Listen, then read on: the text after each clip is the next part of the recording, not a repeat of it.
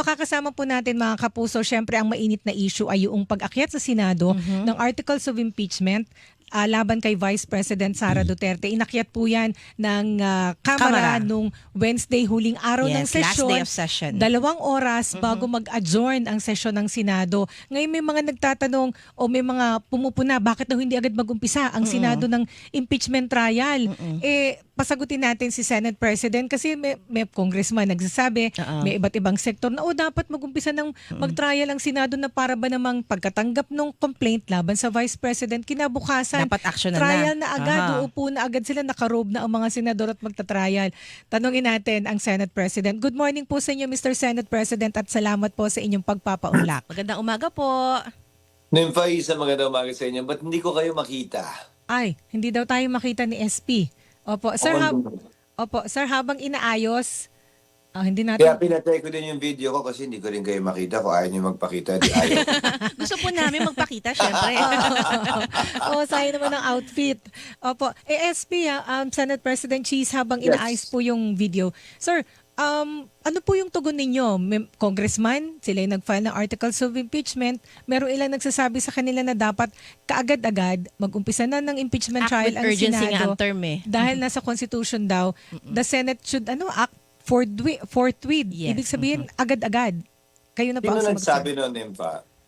Sino sa mga kasamahan mo dyan sa Kongreso nagsabi noon? May mga nagsasabi po from the House Prosecution Team, hanapin ko Senate yung pangalan. President.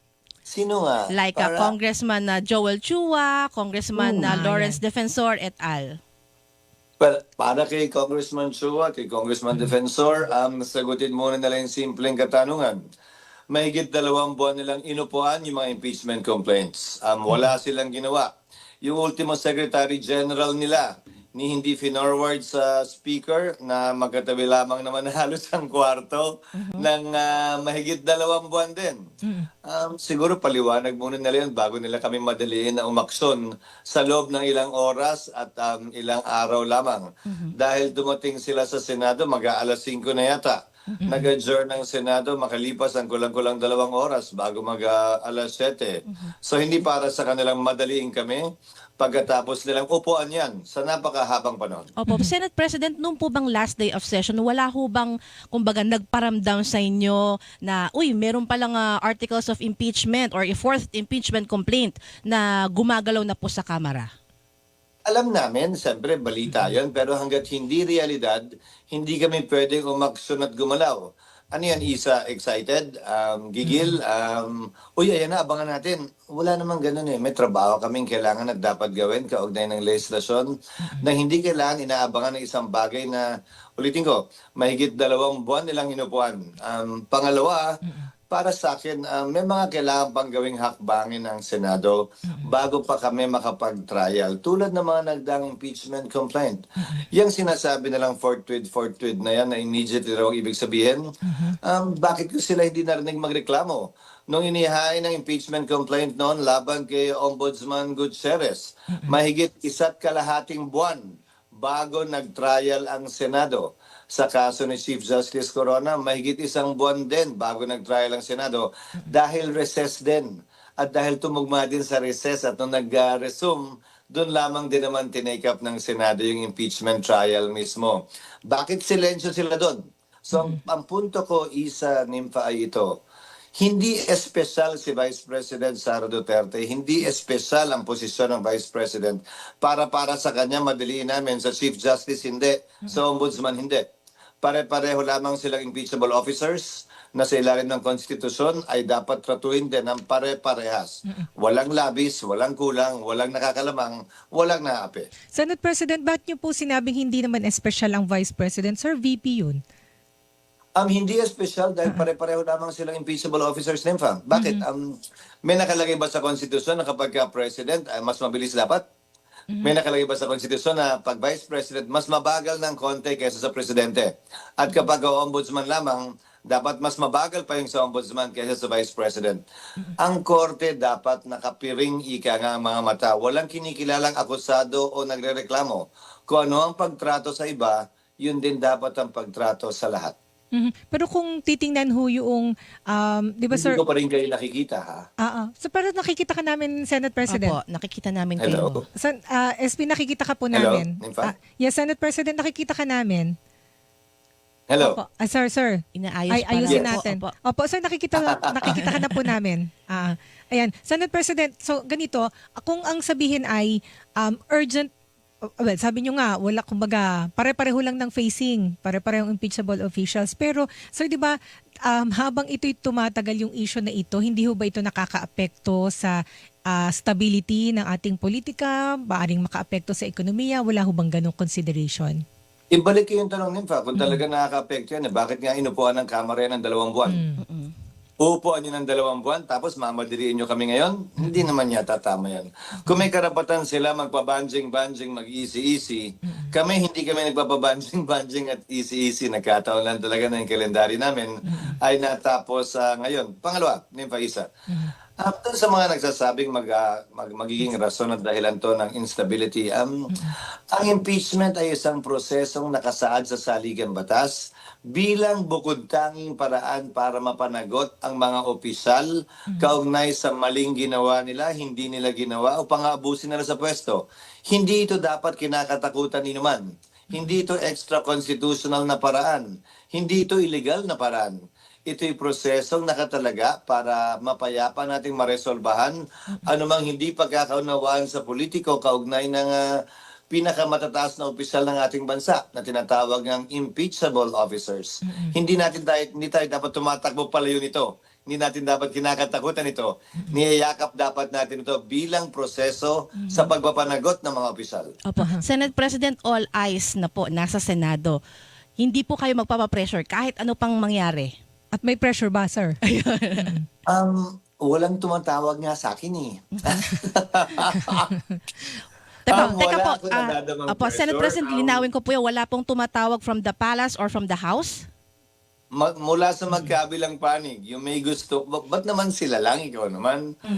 Walang tawag mula sa magkabilang panig na may interes marahil dito sa impeachment complaint. At sa parte naman ng mga nagdadadakdak sa labas, pabor o kontra man sa impeachment, pabor, galit man o mahal si VP Sara, paumanhin dahil ang timeline ko sa aking TikTok at social media ay showbiz, kaalaman sa siyensya at hindi sa larangan ng politika kaya hindi ko sila napapanood. Senate President, di ba, kaya ho hindi kayo naka-action is because yun nga, last day ng session, i-final yung articles of impeachment at dapat, tama ho ba, dapat yung Senate Secretary, upon receipt, formally ino-notify kayo. Yun ho bang prosesong yun nagawa? Kasi may sinasabi rin ho na Parang kung gagawa rin nagawa ata ng yun, report, ano? kung nagawa yun at naihabol sa plenary, sana na-i-refer sa plenary nung last day. Isa-isay natin yung hakbang Apo. para malaman nyo yung gagawin namin pag-resume namin ng June 2. Pagtanggap ng Secretary General, titiyakin niyang compliant sa saligang batas yung final ng Kamara patungkol sa requirement nito na dapat verified complaint or resolution na hindi bababa sa 1/3 ng Kamara. Dahil 306 ang mga mambabatas nung araw na yon, dapat hindi bumaba sa 102. Verified, ibig sabihin pinanumpaan sa harap ng Secretary General. Ibig sabihin hindi pwede ang e-signature. Dapat lahat yon ay wet signature. Kung makikita niyo yung signature sheet, may mga bilang at pangalan pero yung iba walang pirma. So, iisa-isahin yun. I-check din yung mga pangalan kung hindi namin pinapresume yung regularity ng trabaho ng Kamara. Pero syempre, kailangan din namin mag-due diligence kaugnay sa bagay na yan. Matapos po niyan, ia-agenda yon, ika-calendar. Ire-refer sa plenaryo para aksyonan ng plenaryo. Hindi po yan desisyon lamang ng Senate President. Decision po yan ng buong plenaryo ng Senado. Bilang Senado, hindi bilang impeachment court. Ilang bagay ang kailangan pagbotohan. Una, ang rules ng Senado na kailangan i-update at kailangan i-publish pa. Pangalawa, ang pag-convene ng impeachment court para sumumpa lahat ng miyembro ng Senado bilang judges sa isang impeachment court. Pangatlo, ang pag-aproba ng calendar na lahat ginagawa yan, Isa Nimfa, habang nakasesyon ang Senado, hindi kapag ka nakareses. Ngayon, dun sa mga nag-aagam-agam, kapag ka nasimula na yung buong prosesong yan, sa panahon ng may session kami, pwede na pong tumuloy-tuloy yung trial tulad na nangyari sa ibang impeachment, maski na nakareses ang Kongreso. Opo, ito po, Senate President, nabanggit po ninyo yan. Ang sabi po ni dating Senate President Franklin Drilon, ang solusyon or remedy sa situation because hindi kayo makaakto ngayon dahil yun nga, nag-adjourn na kayo, hindi na-refer yung articles of impeachment and you have to be in session para magawa yan. So, ganyan yung situation. Ang solution daw po is magpatawag ang presidente ng special session so makapag-convene kayo as an impeachment Ang court. tanong ko nga, Nympha Isa, ano bang problema na kailangan nating hanapan ng remedyo? Yan yung sitwasyon, tama. Pero problema ba yan? Saan ba nakasulat na problema yan? Di ba, ang gagawan mo ng remedyo, problema. Ang hahanapan mo ng solusyon, problema. Ang hahanapan mo ng kasagutan, tanong. Ulitin ko, ganyan ba sila kainit? Ganyan ba sila nagmamadali? Gusto ba nila ora-orada nung panahon ni Ombudsman Mercy Gutierrez? Nagreklamo din ba sila? Gusto ba nila kahit Pasko mag-hearing talaga ang Senado noon? Nandun na ako sa Senado noon. Parang wala naman. So, ihahalin tulad ko muli. Ano ba ang kina-espesyal nito? Pangalawa, hindi namin papakinggan sino mang klarong pabor sa impeachment o klarong kontra sa impeachment.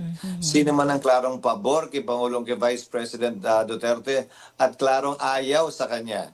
Susundan namin ang tinatalaga ng batas tulad ng isang ordinaryong kaso lamang.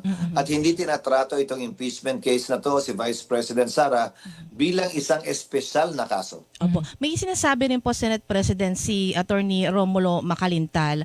Ang binabanggit po niya, posibleng mapawalang bisa lamang yung reklamong impeachment laban kay Vice President Duterte dahil hindi raw po maaring itawid sa susunod na Congress yung impeachment dahil po ang Senate hindi po continuing body. Tama po ba? Ito yung context naman nito, SP, yung binanggit po ninyo na June kayo makakapag-start ng proseso ng impeachment trial. Hindi matatapos definitely hanggang June 30 lang kasi yung session. So therefore, tatawid ng Tatawid next ang 20th Congress. Congress. Hindi daw po pwede yun. Yun ang sabi ni Attorney.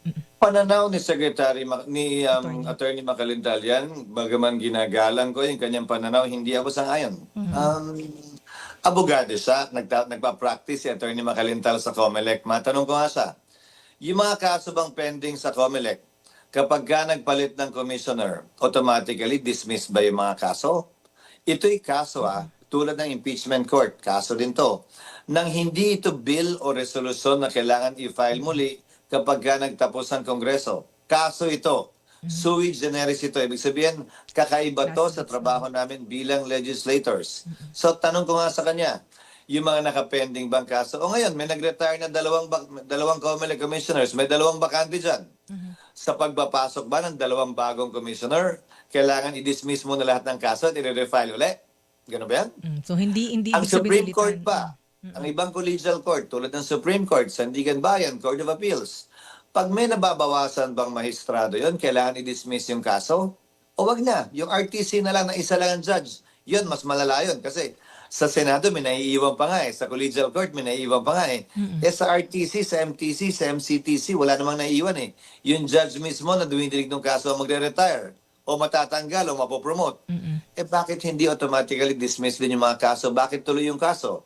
Sasagutin ko. Dahil court of record ang anumang kaso. May records po yan. May TSN po yan, ika nga. May transcript po yan. Pwedeng pagbasihan yan ng desisyon ng sino mang mga mahistradong papasok o magpapalit kaugnay sa anumang kasong dinidinig. Dahil kung susundan ko ang gusto ni Attorney Macalintal, ibig sabihin ba niyan, pagsapit ng June 30, finish or not finish, magdedesisyon kami to convict or acquit, maski na hindi pa tapos ang presentasyon ng kaso? Ibig sabihin ba nun, finish or not finish, di-dismiss na lang namin kung hindi pa tapos at hindi namin pagbobotohan? Mali yata yun. Pero, kung siya ang kakatigan ng Korte Suprema, kung magkakaso siya, susunod kami palagi sa Korte Suprema. Pero kung hindi naman mag-i-issue ng temporary restraining order ang Korte Suprema, tuloy-tuloy na magdidinig ang Senado hanggang matapos at tapusin ito. And then sir, merong sa isa news conference nung Friday, sabi ni Presidente, magpapatawag siya ng special session kung Kung i-request i-request. ng Kongreso o ninyo. Ng Senate. I-request ho ba ninyo at may mga kasamahan ho ba kayo na gustong i-request kay Presidente na magdaos kayo ng special session? Wala akong balak, Nympha Isa. Ulitin ko, ano ba yung problemang nire-resolbahan natin? Ano ba yung rason bakit kailangan? Dahil ba special siya? Dahil ba minamadali natin? Dahil ba galit na galit yung ilang sektor at gustong mag-trial na agad? Ulitin ko, ano ba yung problema ang kailangan resolbahan? Ano ba yung sitwasyon na agarang kailangan solusyonan sa pamamagitan ng pagtatawag ng special session? Gusto ba nilang kakaiba talaga ang pagdinig sa kaso ni VP Sara kaugnay sa ibang impeachable officers sa nagdaang panahon na tinamaan din ng recess yung mga final na impeachment complaints? Sa palagay ko, hindi. Dahil simula pa lang hanggang sa dulo, ang paniniwala ko, dapat maging patas, parehas, pantay, at kapanipaniwala ang prosesong ito para hindi magdulot ng instabilidad at para hindi magdulot ng duda kaugnay sa magiging pasya ng impeachment court pagdating ng panahon. May kasamahan po kayo sa Senate President na senador na nagre-request na hingin na natin kay Presidente ang special session para makapag-trial na tayo. Sino po? Sir, kayo sir, may kapwa senador ho ba kayo na gustong Wala po. mag-special session? Wala pa. Wala din. Wala pa. At saka, sangayon sa saligang batas, bago magpatawag ng special session, isa-isahin ko Nympha, Opo. kailangan magpa siyang Senate President, kaugnay ito ng Senado ha, in consultation with the majority and minority leader, and upon approval of the Speaker or consent of the Speaker, kapag kauna, merong urgent legislation. Pangalawa, kapag kailangan bumoto ang Senado at Kamara para palitan ang Vice President na natanggal, nawala, namatayo, nagkasakit. Kabilang na impeachment doon, di ba? Pangatlo, kapag mayoriya ng gabinete ay sumulat sa Senado at Kongreso na hindi na kayang gampanan ng Pangulo yung kanyang tungkulin. Pang-apat, para i-canvas ang boto ng Presidente at Vice Presidente at magdeklara ng panalo. Panglima, kapag nagdeklara ng martial law ang Pangulo at sinuspende ang habeas corpus. Sa kasong dalawang yon, automatic nang kailangan mag-convene ang Senado at Kongreso. Sa limang sitwasyong yon, binanggit yung pagkakatanggal ng Vice President at kailangan pagbotohan ng Senado at Kamara para palitan. Pero bakit hindi binanggit na isa yun sa mga kaganapan na pwede at kailangan magpatawag ng special session? Bakit hindi sinulat yun ng framers ng ating saligang batas? Kasi nga, wala namang kina-espesyal. Presidente man o Vice Presidente, Ombudsman man o Chief Justice, COMELEC Chairman o Commissioner man, basta impeachable officer, pantay-pantay dapat ang pagtrato. Ayan. Opo. And then- Senate President, sige. sorry partner. Senate President, binabanggit niyo po at nanindigan kayo na sa June talaga maaaksyonan itong impeachment o articles of impeachment laban po kay Vice President Sara Duterte. Pero ang Senate ho ba merong ginagawang preparation? Kasi syempre Like yung rules, ilang buwan di ba, din yan, di ba, gaga- bago mag-June. Ay, opo, pinapa-review ko na po ang rules para po sa gayon habang recess. Mabigay na namin yung draft proposal sa lahat ng senador para hindi na po masyadong mahaba yung debate. Nagpapatanong na rin po kami kung paano gagawin at sino gagawa. Kung maalala nyo, yung parang witness stand, dahil dapat magmukhang malakorte naman yung Senado kapag nagda-trial kami. Dahil kinain na po ng anay yung dating ginamit namin noong panahon ni Chief Justice Corona. So magpapagawa na kayo nun sir, pati bago. robe. Pati robe. Paghahanda at pagpaplano rin kaugnay sa robe na gagamitin sa session schedule na pwede naming pagpilian ng options para makita na ng mga senador bago pa man yung options kaugnay nito para agaran namin ito mapagbotohan at nang may mga matalakay pa kaming panukalang batas sa 6 na sesong na iiwan sa amin pagbalik namin in June 2. Opo, So, pero sir, meron na nakikita silang niyo ho ba? kukunin na, may kukunin sila sir, na mga private lawyers Ayun, para tulungan yeah. kayo sa pagbalangkas ng rules. Oo, kukuha kami pero medyo nahihirapan kami Nympha dahil tila karamihan ng mga abogadong sikat at malalaking law firm ay May mukhang panig na. kinakausap na preliminarily na magkabilang Yeah. panig. At hindi namin sila pwedeng kunin kung ganyan ang sitwasyon. Opo, pero may assurance po kayo by June 2 sa pagbabalik sesyon ng Senado, aaksyonan po itong articles of Approval ng impeachment. rules. Approval ng Yes, rules. we will be able to refer already the impeachment complaint to plenary para ma-action na yan ng plenaryo. Pero sa ngayon, dahil ministerial ang pagtanggap ng Senado sa impeachment complaint, meron na pong jurisdiction ang Senado sa impeachment complaint. Hindi po sa impeachable officer pa. Magkaka-jurisdiction pa lamang po ang Senado bilang impeachment court kapag ka na-convene ang impeachment court at kapag ka sumagot na o na-arraign na ang impeachable officer sa kasong ito, si Vice President Sara Duterte. Ayan, at at punta na po tayo, Senate President, dun sa impeachable officer kay Vice President Sara Duterte. Sa impeachment trial, para po alam na ating mga viewers at listeners, obligado ho ba siya na pumunta sa Senado pag nililitis na siya? Ang karapatan po niyang hindi mag-attend sa arraignment. Pwede siyang magbigay ng kanyang posisyon kung guilty o not guilty sa pamamagitan ng counsel. Yan po ay hindi tulad ng criminal procedure ng ating bansa sa impeachment rules namin. Pwede po siyang mag-plead guilty o not guilty sa pamamagitan ng abogado niya. Pero kapag ka may requirement ang magkabilang panig na i-identify siya para maturo in open court sa nga ba'y pinag-uusapang tao o parehong tao, to identify the witness, ika nga, pwede siyang i-compel na mag-attend sa Senado. Aha. So pwedeng gamitin po sa kanya ng Senado acting as an impeachment court yung pong subpoena powers. I'm sure definitely may subpoena powers po ang impeachment court. Definitely, Nipa. Ang subpoena power at pag-issue ng warrant of arrest ng Senado at Kongreso sa inquiries in aid of legislation nang galing at hinugot yan sa korte. Ano pa kaya ito na talagang korte na ang Senado? So all the compulsory processes na pwedeng i-issue ng korte sa isang kaso, pwede ring i-issue ng Senado bilang isang impeachment court. Aha. At tama ho ba, pag impeachment court, tawag dito, hindi waive o hindi dito iiral yung bank secrecy law, pwede nyo isama ng mga bank documents. Well, nagpasa ang Korte Suprema taliwas dyan. Okay. Pero ang panibagong pagkakataon ito para matesting yan dahil sa paniniwala ko, may karapatan sino man kunin ang anumang ebidensya kaugnay sa anumang alegasyong nililitis. Dahil, Nympha, Isa, so anong gagawin ng mga magnanakaw ng opisyal kung sakasakali? I-deposit lang sa bangko, hindi na pwedeng buksan, hindi na pwedeng galawin. Gano'n na, safe na. Hindi naman Ganun po yata yun. in-invento yung ating banking system para dyan. Naalala ko sir yung sa Arab impeachment trial, dalawa yun kasi peso account at saka yung foreign currency.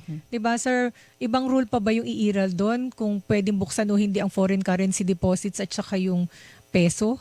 Kung naalala ko ng tama, Nympha, nung panahon yun, magkaiba yung batas. Opo. Kasi nung panahon yun, ang nakaligtaan na yung batas na yun eh. Ina-encourage natin yung mga foreign businessmen Yes, na na mag-deposit. maglagak ng puhunan bagong pera dito.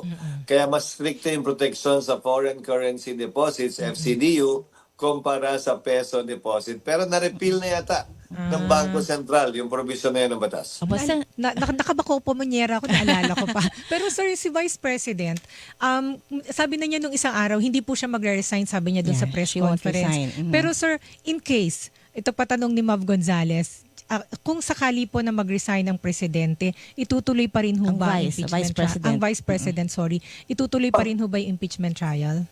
Pagpapasahan po yan ng impeachment court. Nung sa kaso, kasi we are governed by presidents as well, yung mga nagdaang kaso. Sa kaso ni Ombudsman Gutierrez, nung siya'y nagbitiw, dinismiss na ng Senado yung kaso. Opo. Pero dalawa ang kaparusahan sa impeachment.